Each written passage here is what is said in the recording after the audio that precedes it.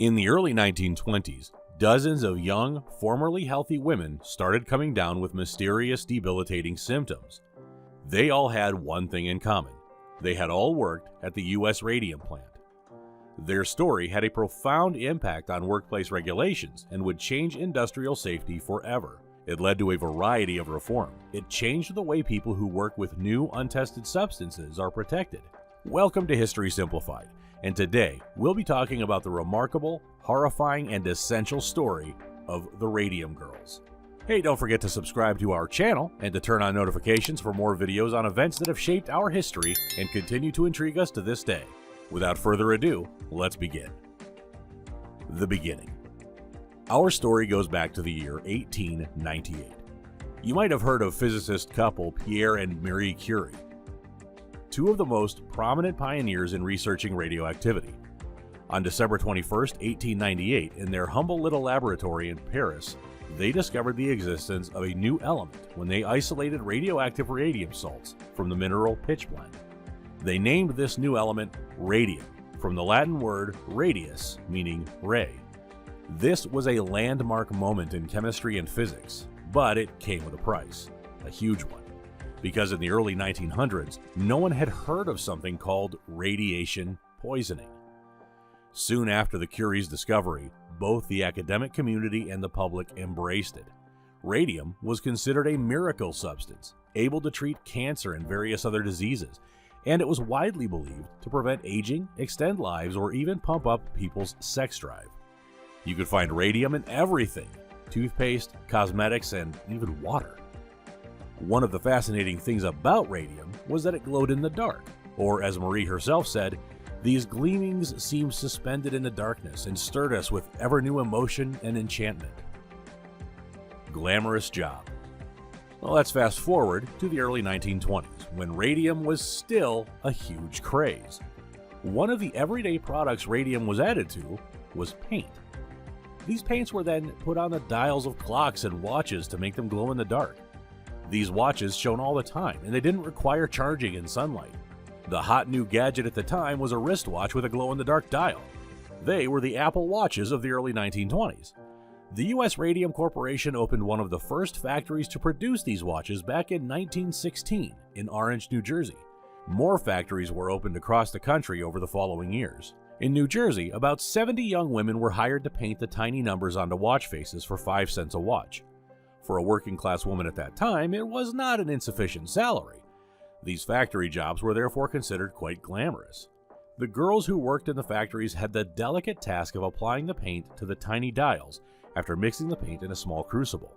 To get the numbers small enough, the women were instructed to point the brushes with their lips. It was called lip pointing. Each watch contained 12 numbers, and the average working girl produced 250 watches per day. They were ingesting radium with nearly every brush stroke. Unaware of the danger, the girls also used the paint for fun during their breaks at the factory, painting their nails, faces, and even teeth to get radiant smiles. At the end of the workday, the girls were glowing from the radioactive paint. Their hair, face, arms, hands, necks, dresses, even their underclothes were luminous. The girls embraced it.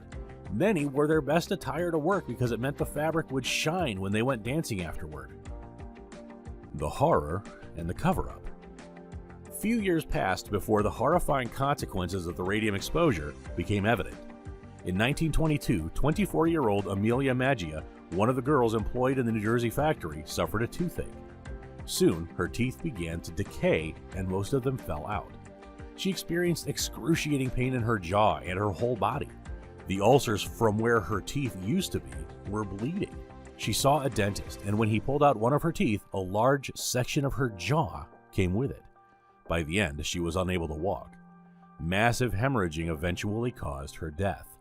Several girls began developing the same agonizing symptoms as Maggia, and the number of cases rapidly continued to grow during the following years and decades. Those girls were, in fact, the first victims of radiation poisoning. The girls saw their bones break, teeth fall out, and spines collapse. Many of them experienced severe pains, anemia, or developed cancerous tumors. The radium they had swallowed before was literally eating their bones from the inside. By 1924, 50 women who had worked at the plant were ill, and a dozen had died. At the same time, the U.S. Radium Company was already aware of the danger of radium exposure.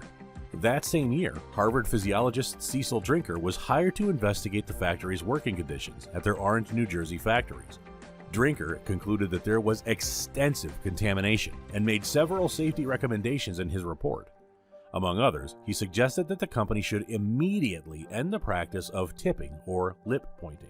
U.S. Radium ignored those suggestions, and they banned Drinker from publishing his findings. Not only that, when they submitted Drinker's report to the New Jersey Department of Labor, it had been drastically rewritten. There was no mentioning of unsafe working conditions, as it was even stated that every girl is in perfect condition. Meanwhile, the Radium Girls were desperately looking for answers. After all, they were still being told by their employers that radium was safe, and no precautions were ever taken. Their symptoms were either dismissed or misdiagnosed by doctors. The girls were told that they had syphilis, tuberculosis, or other viral infections, and some were even told that they were psychosomatic. No one knew that this was all a cover-up. U.S. Radium was secretly paying their doctors to hide the real cause of the girls' horrifying conditions. The cause of Amelia Mejia's death was, for example, ruled as syphilis. After all, the company was facing a downturn in light of its workers' growing number of deaths and illnesses. They were desperate to protect their business and reputation. They continued to deny any connection between the girls' deaths and their work. The company finally commissioned an independent study that concluded that the painters had died from the effects of radium exposure. But the executives did not accept that finding, and in fact, their response was outrageous. They commissioned additional studies with the opposite conclusion.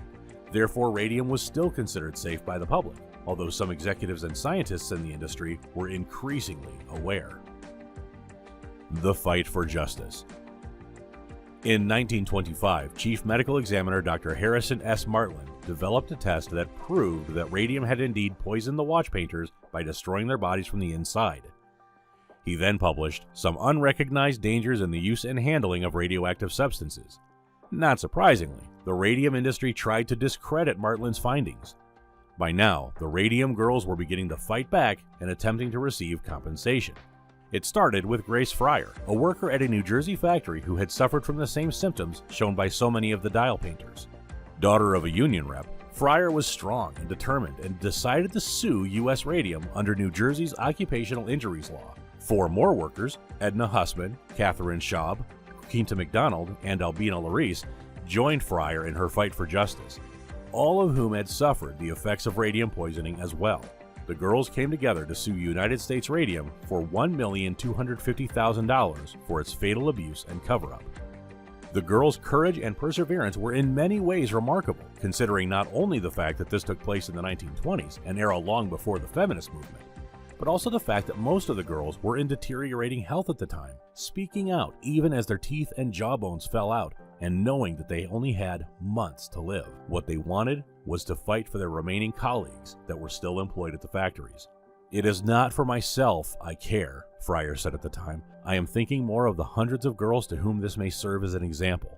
It was not an easy fight, and the girls were facing one challenge after another. With all their money going into medical bills, the girls had nothing left to cover legal costs. No attorney would take their case. The girls were fighting a huge corporation that was well defended by a team of lawyers and held a prominent position as a government contractor. U.S. Radium would not give up without a fight, using every weapon at their disposal and putting up every legal hurdle they could think of, hoping the plaintiffs would be dead before the case would go to court. That caused the case's delay for 3 years, and during that time, more girls would die of radium poisoning. By 1927, 50 girls had died. That same year, attorney Raymond Berry agreed to accept the case of the 5 girls pro bono, and more good news was about to follow. The U.S. Radium's practices would finally be exposed when the real results of Cecil Drinker's study, previously hidden by U.S. Radium, was being presented to the New Jersey Department of Labor. That led to the story of the so-called Radium Girls becoming a media frenzy, and soon a national sensation. And in January of 1928, the case finally went to trial. The 5 women were still alive, but they had become so weak that none of them could even raise her arm, and 2 of them, McDonald and Hussman, were bedridden. One thing that helped their case was the death of the radium dial painter inventor, Dr. Sabine A. von Sashaki. He died in November 1928 of poisoning by radium dial paint. By the end of 1928, the girls were forced to accept an out-of-court settlement, eventually settle for $10,000 each and a $600 annual payment, although none of them would survive more than 2 years after the settlement. In return, U.S. Radium would admit no wrongdoing. In a statement, Clarence Lee, the president of U.S. Radium, wrote, "We unfortunately gave work to a great many people who were physically unfit to procure employment in other lines of industry. Cripples and persons similarly incapacitated were engaged. What was considered an act of kindness on our part has been turned against us." The aftermath.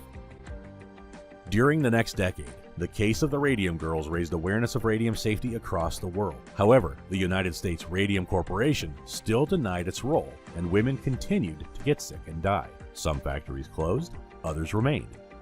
But in 1938, former radium worker Catherine Wolfe Donahue started her fight for justice. She successfully sued Radium Dial Company over her illness, and the issue was settled. At that time, Donahue had developed a grapefruit-sized tumor. She had lost her teeth and had to pick pieces of her jawbone out of her mouth. When the case went to court, she ignored her doctor's advice and instead gave evidence from her deathbed. Right before she died, Catherine won justice not only for herself, but for workers everywhere. In all, it is estimated that 112 former dial painters died from exposure to radium.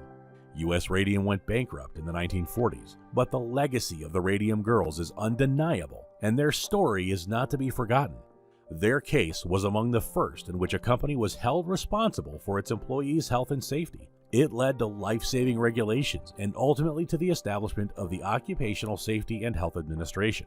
So, what are your thoughts on the case of the Radium Girls? What can we learn from their story? Without them, would workers have the right to sue for damages from corporations today? Let us know in the comments below. And now that you're here, make sure to leave us a thumbs up, share this video with your friends, and also subscribe to our channel and turn on notifications for more videos like this one. We hope you enjoyed it, and we'll see you next time for more.